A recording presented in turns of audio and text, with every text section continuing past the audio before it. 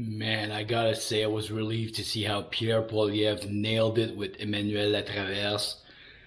He goes on the show of the most popular journalist in Quebec.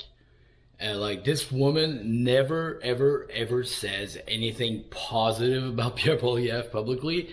I think he actually like convinced her to vote for him. Like, I was relieved to see how he nailed it because like this woman's show is the most popular show probably like in on the French Canadian news, and he nailed it, man. He was really good. Like, I actually think when my mom's gonna see this, she'll finally vote for Pierre Poilievre. Like, damn, he was good.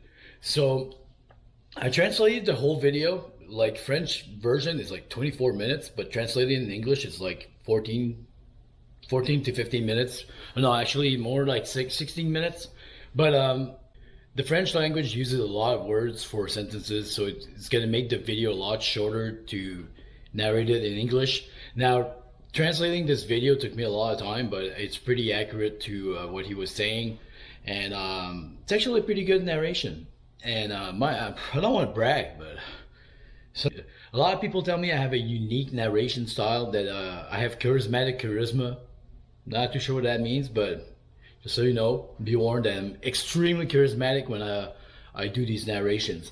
Now, if you're new to the channel, subscribe here. I'm going to play this video. It's a really good interview, and you'll enjoy it. So she says, how are you going to handle Trump? And he responds, Trudeau's a leader who has shown weakness by losing control over our borders, spending, and the economy, creating a detrimental situation for Canada. We need to restore balance by regaining control of our borders to prevent drug trafficking and illegal entry, which requires more frontline resources. And additionally, we must strengthen our military to ensure that the Americans have our ability to protect the Arctic from the threats of China and Russia. Economically, we should explain to Mr. Trump that our surplus comes from selling natural resources at lower prices, which benefits him. We will boost production in Canada by removing barriers through research extraction and managing our spending through tax cuts, allowing us to be self-sufficient without excessive reliance on the U.S. By controlling our borders, security, and the economy, we can negotiate firmly with Mr. Trump. I will address security by discussing resources allocating in the Arctic and focus on combating fentanyl production and trafficking, which has claimed many lives. We need to scan containers at the ports to prevent importation of fentanyl ingredients, and not just for Mr. Trump. I'm doing this for the Canadian population. A strong Canadian economy will also strengthen the U.S. relations that we have and them. So we need a leader who can prioritize Canada and first regain control. Donald Trump will probably be impressed to actually see a prime minister that knows how to count.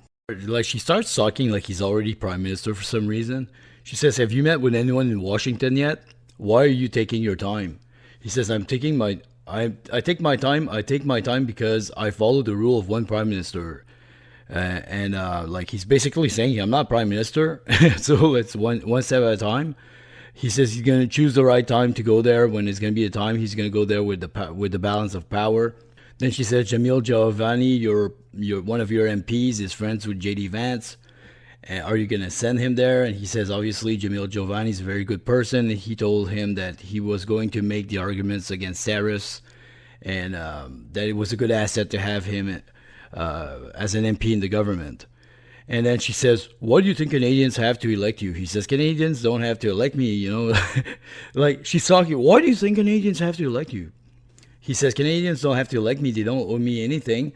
And then he says, then why should they elect you? And he says, well, I have the best plan and I'm not stupid. I will reverse Justin Trudeau's damage. The debt, gun crime, and housing costs and food bank usage, all of that has doubled due to the democratic socialist policies. My plan focuses on controlling spending, cutting bureaucracy, reducing the deficit, and taxes. We will enhance people's purchasing power with all that. Allow companies to produce more natural resources, eliminate the GST on housing, which will save young couples up to $50,000 on a new home. We will also do something that is normal, like putting criminals in prison. In essence, I aim to restore the promise of Canada, an opportunity for hard work to lead to a home, good food, and a safe community. That's what I intend to bring back. And then she says, aren't these problems complex? He says, those problems aren't complex because they were produced by the government. All these problems are caused by the government and their stupid policies. The housing crisis. We have the most land in the G7 countries, but we have the fewest houses per capita among the G7 countries. Explain that. And he says, look at the land around the city of Ottawa. You live in Ottawa, land everywhere, but we do nothing with it because the government controls and restricts the land in which we build. The Americans have 8 times our population with less land, and housing is a third cheaper. Explain that. How is it that Toronto is more expensive than New York? Vancouver is much more expensive than Seattle. It's because of the government's stupid decisions and their stupid policies. And she starts saying, no, it's because of the city's policies. He says, no, it's not. It's the 3 levels of government. The taxes are a third of the cost of housing, just in direct taxes. That doesn't even include the huge delays for building approvals. So I suggest removing the GST, signing agreements with provinces to encourage municipalities to accelerate construction. I will give you an example in Laval and Longueuil, an explosion of construction because of the fact that their municipalities accelerated permits and released the land. They should receive more federal money. Montreal, on the other hand, City Hall should be punished because the mayor blocked the construction of 25 housing units. Toronto should be punished for raising development taxes, and the municipality should be punished. We should favor municipalities that accelerate construction, cut development costs, and free up the land while eliminating the GST on new housing. 100% of the increase in costs is because of the government. It's not a geographic problem. It is the taxes on the cost of bureaucracy that have inflated the price of housing in Canada. We must allow more construction, more supply. That means more affordability price. In addition, we must slow down immigration. That's also a simple problem because it's caused by Justin Trudeau, who let in 1.2 million people in 1 year. It's a government decision. We are going to have to ratio like when I was a minister responsible for housing, we built 200,000 homes. The population grew by 270,000. So we had more than we needed, and we have to establish a ratio which says last year we built 260,000 homes. We cannot have more than, let's say, 400,000 people. Because we don't have enough housing, so we're not going to be able to let in more than 400,000 people because we don't have enough housing. That's going to be the formula. And then she says, aren't you afraid that's going to cause a recession? The government, as if the economy right now is going well. He says we're already in a recession per capita because of the pie is growing slower than the population. So there are more forks in the pie than there is cake, than there is pie. So I want to increase the economy in terms of per capita so that there's more pie for each person. Plus, immigration right now is not doing anything for our country because it was not well managed because we have a stupid prime minister and a smaller economy than 10 years ago, which is incredible. The Americans have seen an increase by 18%. To grow our economy, we must free the entrepreneurs and workers to produce more and not just import people into the poor country. She's so stupid, man. And then she starts talking about the budget and Miss Freeland and how they don't know about the deficit. And then he says, poor Miss Freeland. She promised $400 billion deficit, and now Mr. Trudeau is forcing her to spend more money and breaking her promise. What an embarrassment for Miss Freeland. She's another strong woman in Trudeau's cabinet who's being pushed around with intimidation, and now he wants to replace her with a man. Quite a feminist. Isn't that funny? And then she says, that's probably not making you sad. He says, I'm honest, I'm not like him, who tells the Americans that they should have a female leader. At the same time, he's firing the strongest woman in his cabinet. That's hypocrisy. In relation to that deficit, I'm going to cut foreign aid, and I'm going to cut the bureaucracy. There will be fewer bureaucrats when I become Prime Minister. I'm going to cut consultants who spend $21 billion per year, a recurring $21,000 billion a year. I'm going to cut that. I will cut social assistance for businesses. And she says, like, helping, I don't know what, like another company. And he says, honestly, is that a success? That's 40 billion. Look at small businesses like coffee here. We have taxes on small businesses. In Ottawa, the lobbyists who come say, give me this and give me that. The politicians who know nothing will give billions to favor businesses. I'm going to massively cut these programs. I'm going to leave the money in the hands of the real entrepreneurs and workers by reducing taxes. And then she starts talking about this program, like the children's program. And he says, I created it. And she was talking about the allowance for children there. And he says, yeah. And she says, yes. So she was talking about the pledge. It's like an abbreviation for the child care. And he says, yes. She's asking him, are you going to keep it? He says, yes. And she says, promise. Yes, because I want to put the money directly in the parents' pockets.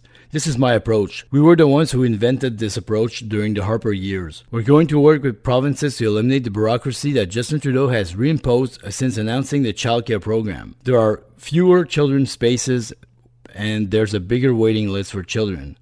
And then she says, I knew you were going to say that.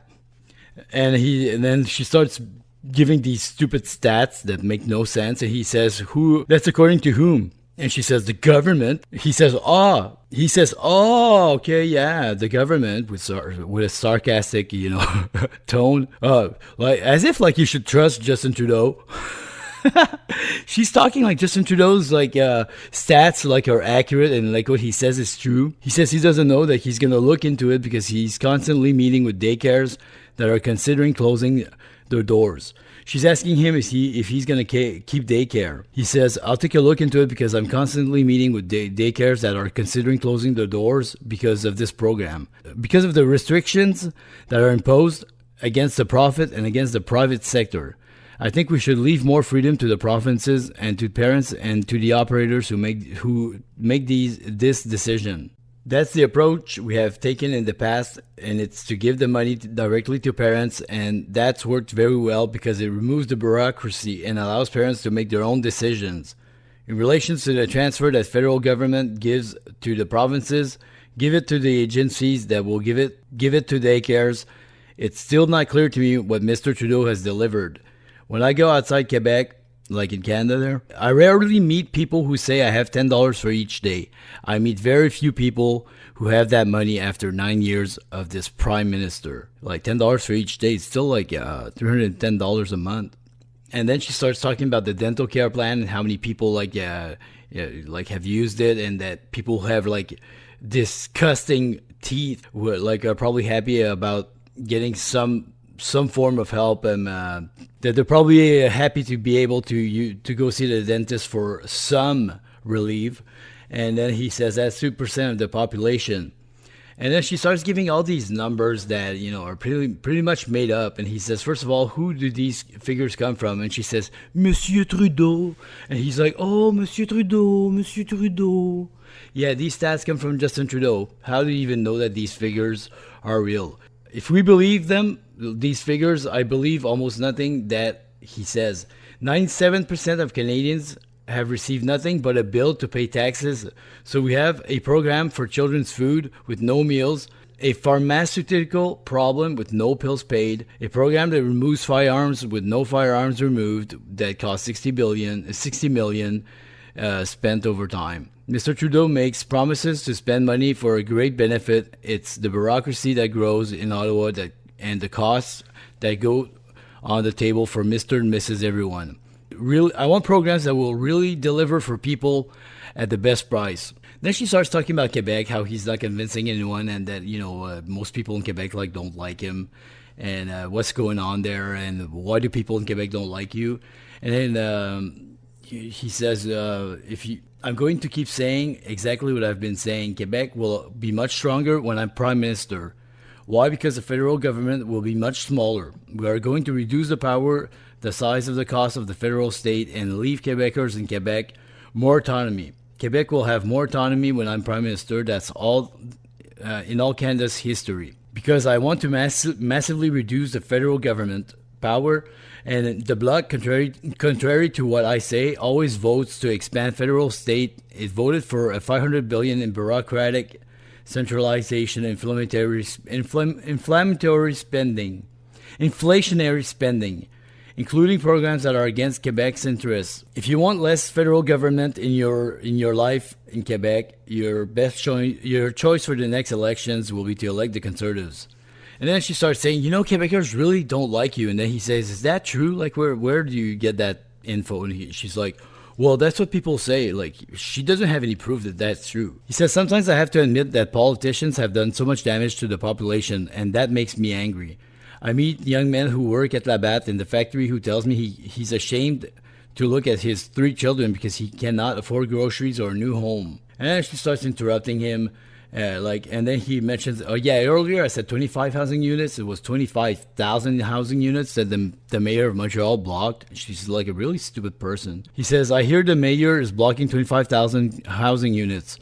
We have a housing crisis, and that increases the cost of rent, and it's tripled. And she's blocking these